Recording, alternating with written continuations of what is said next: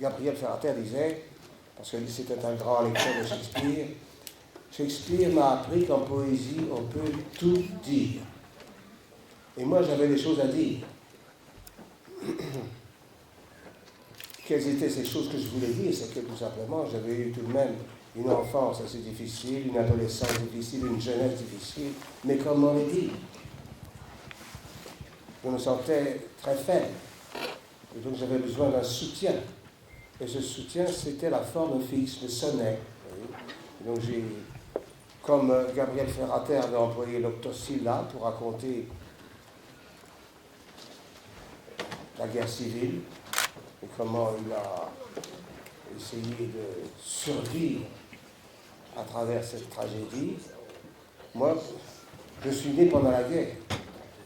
Et donc j'ai essayé de raconter dans mon autobiographie, hélas, toutes mes autobiographies qui étaient disponibles sont déjà parties.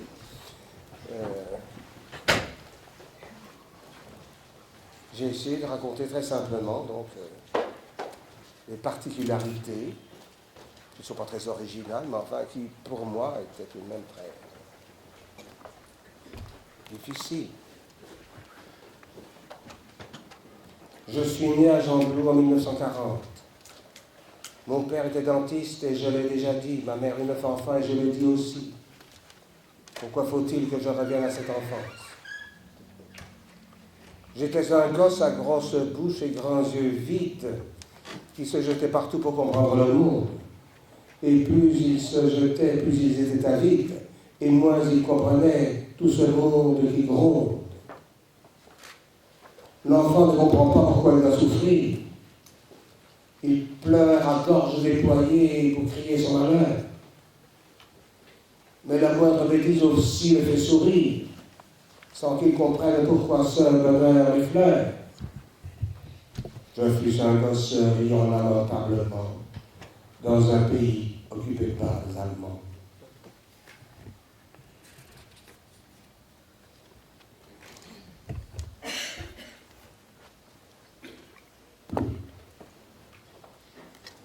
Ma mère avait déjà 3 enfants quand je vis le jour.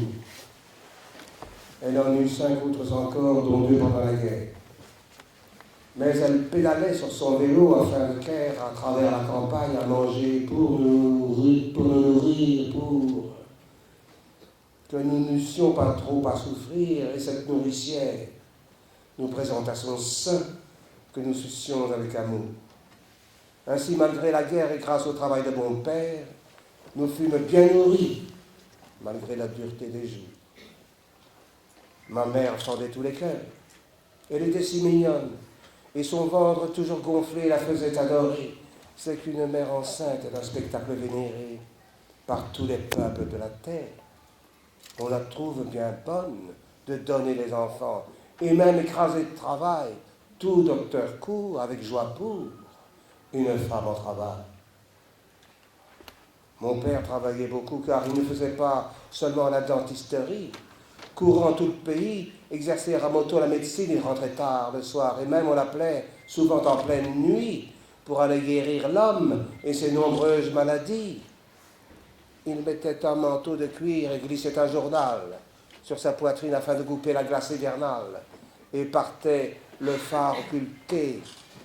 C'est qu'on était puni si l'on faisait de la lumière. Oui, pendant la guerre, il fallait boucher ses fenêtres pour que l'ennemi ne puisse pas repérer par leur lumière les villes. Ainsi, à travers l'épaisse ténèbres allait mon père, vers le lit des malades. Mais avec plus de joie quand il aidait une mère à mettre au monde son enfant. Étant enfant et marchant au bord de la mer,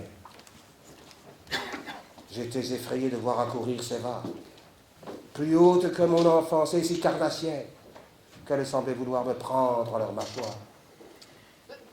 Sur le sable, on les voyait venir mourir. Il m'étonnait qu'elles ne montent pas plus près pour m'attraper d'un coup de langue, me saisir, m'entraîner dans leur ventre, où je disparaîtrais.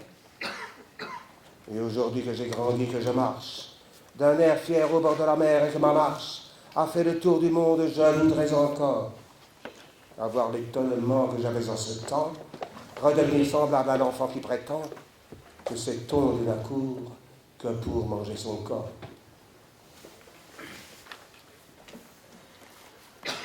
On peut continuer encore un peu. Oui.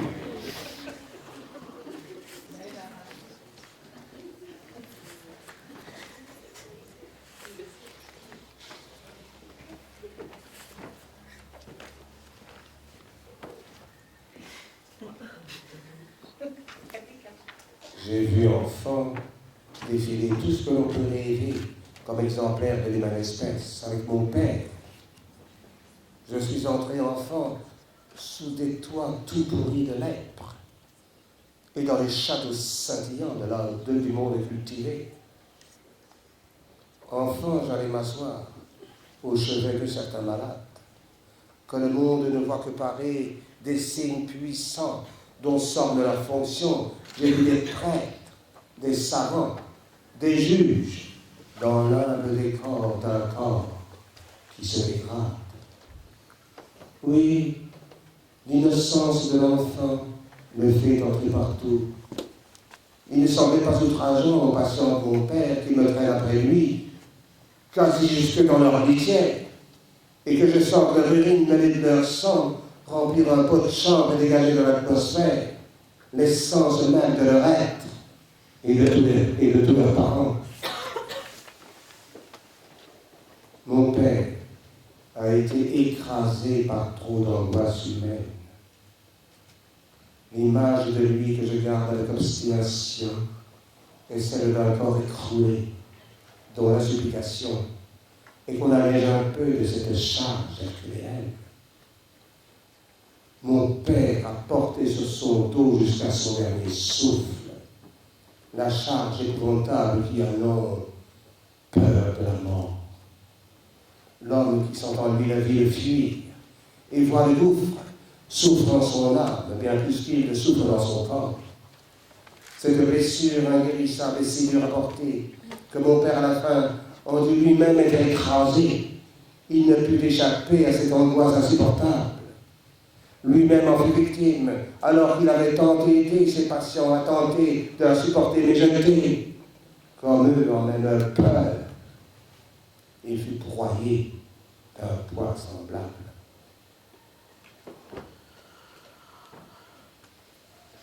Si vous voulez connaître la suite, je vous en prie à acquérir cette autobiographie. Mais elle va, en ce format de poche, elle va être rééditée pour le moment, mais plus accessible dans ce format de poche. Vous me voyez là, quand j'étais encore un tout petit enfant de 37 ans.